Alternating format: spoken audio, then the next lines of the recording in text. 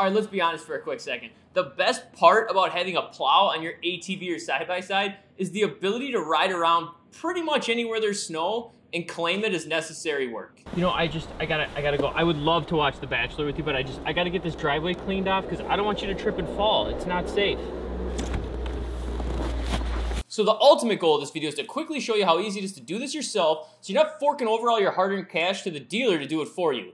Oh, and before you're all like, everybody knows how to install a plow. It's not that hard. Oh my gosh, that's seriously the way you're gonna do it. Seriously? Oh my gosh, this guy is just terrible. I like to think I have one way, but maybe not the best way. So if you have an idea or experience installing plows, make sure you watch the video and leave those comments down below. And if you're here to learn, make sure you read those comments down below so that we can all continue to learn better ways to do things. And with that, let's go ahead and get started. All right, so I think the best plan of attack here is to break this down into 3 simple phases. Yes, I realize that actually does sound like an infomercial now that I say it out loud. For 3 easy payments, you too can own this really dumb object. So, 3 simple phases. 1, you have the actual plow mounting plate, which goes on the machine. 2nd, you have the push tubes, and then 3rd, you have the plow blade itself. All right, who's excited? I'm excited. Let's go ahead and get started. So we're gonna go ahead and zoom right down here into the machine so you get an idea of where we're looking to begin with. So the big thing to remember with phase 1 is this is actually for a U-Force 800. Now, if you don't own that specific vehicle, you will probably have something that looks somewhat different on this first phase. Don't worry, it should come with instructions. Just follow those and keep going. So first on this, we have to remove a few bolts. We slide the plate up in nice and snug. It'll kind of hold itself up. And then from there, we're going to go ahead and slide the brackets in. Get all the bolts kind of set. We're not going to tighten them in quite yet because we want to make sure we get that whole plate on there right. So we got those brackets loosely on. Now we got to go ahead and put the front bolts back on. And I got to be honest, I had some serious trouble getting these bolts into the right holes with the bumper to line back up properly. And nothing was bent, nothing was out of place. I just couldn't get it to work. But I'm going to go ahead and save showing you a very irritating and excruciatingly lengthy process. But if I was going to go ahead and leave that in here, here's what it would look like. Why?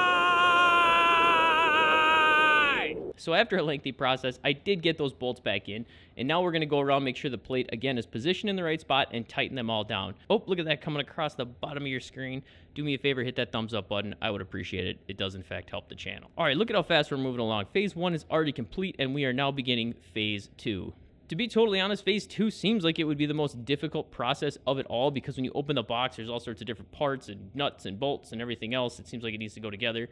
Well, it does in fact have to go together. However, it comes with very easy step-by-step instructions, and it is not a lot of work. I should mention as well that this is actually the Denali Pro Series plow we picked up from Moto Alliance. We'll have a full review out on it soon, but in the meantime, I'll go ahead and put a link in the description below this video so you can check it out. I will say initial impressions are high, but again, we've not actually used it at the time of this video. As you can see here, we're really just building the push tube assembly. That initial part we put down, you can kind of think of that as your push tube frames, and then that half circle right there, that's your swivel plate assembly, so you can actually change the angle of the plow. And then really it's just a matter of all the corresponding locking levers and plate to hook your winch up to. Nothing overall insane. Again, it comes step-by-step instructions. As you can see, I'm flying through it pretty quick. The only thing I'm really cutting out is you can see I'm hand tightening these. Well, of course, I do go back with the proper tools and tighten them all the way. I'm just trying to shorten the video down to as much as possible.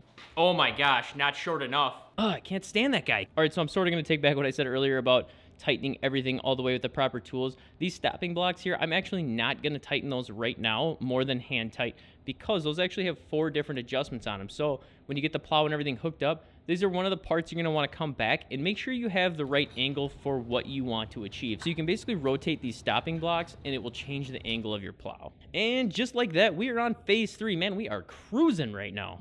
So the first thing we're going to do is go ahead and start by installing this wear blade. The wear blade basically helps protect the overall plow blade because that's really what's going to be the closest to the ground. So if anything gets damaged, hopefully it's just that because it's much cheaper to replace than your actual plow blade. Oh, and that's my dog. Sorry about that surprise appearance. She was not supposed to be in the background of that. She's normally much fluffier, by the way, and less, well, looking like that. But she loves to play in the woods, and when we called her inside one day, she was covered in so many burrs that we had to cut them out, and then it happened again, and then we had to shave her to no fur. My wife did manage to get a lot of dirty looks from the overly judgy dog groomer, though, so there's that.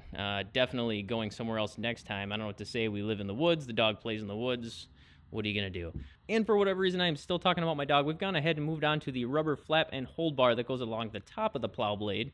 That's just going to help with things like keeping snow from coming over the top of the blade. All right, and we are finally at the point where we are ready to attach the blades to the push tube, and that feels like some serious progress because now it's actually starting to look like a plow. And if you do, in fact, have a friend around, make sure you grab them for this part. It's not very easy to attach the push tubes to the blade on your own. This was another very aggravating experience, and I'll go ahead and save you the trouble of watching that. But as well, if I was going to show you the entire thing, it would also look a lot like this. Why? It can, in fact, be done on your own. I did it. It just takes more time to hold everything while also lining up the bolts, but it is very doable. And these here are going to be the brackets for the skid feet. In fact, let's go ahead and talk about these for a quick second because you'll want to adjust them depending on how and where you actually plow. So for example, if you're plowing concrete, you'll really want the wear bar mostly touching the ground, so it'll kind of scrape along the concrete. But if you're like me and you're actually going to be plowing over a lot of gravel, you'll want the skid feet to keep the wear bar just slightly off the ground, like enough to kind of fit your fingers on, but just be careful, don't smash your fingers under there, so that you don't end up scraping up a bunch of gravel. And I should also say, I'm not a plow expert. I do not do this for a living, so if you are, make sure to leave some comments down below with some best practices so that we can all read those comments or just seek the advice of a professional in the field. All right, so much like the skid feet, these springs are another thing you're going to want to install, but then once you actually have this whole plow system hooked up to the machine, come back and actually make sure you have them set up right with the proper tension. And lastly, before we go ahead and hook this bad boy up, we are going to install the plow flag markers, which are an awesome included accessory when you buy the Denali Pro Series plow. And one thing I should have recommended earlier that you might want to do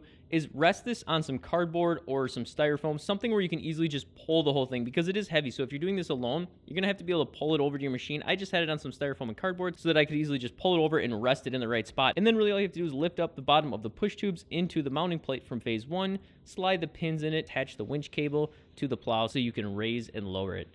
Look at that. That's a beautiful thing right there. All right, so there we go. As you can see from there, it is not an overly complicated process, even if you don't have a lot of mechanical background. So lucky enough for me, we're under a winter storm watch right now, so I get to go outside and test this puppy out. But in the meantime, like this video if it was helpful, subscribe if you haven't already, and I hope to see you on the trail.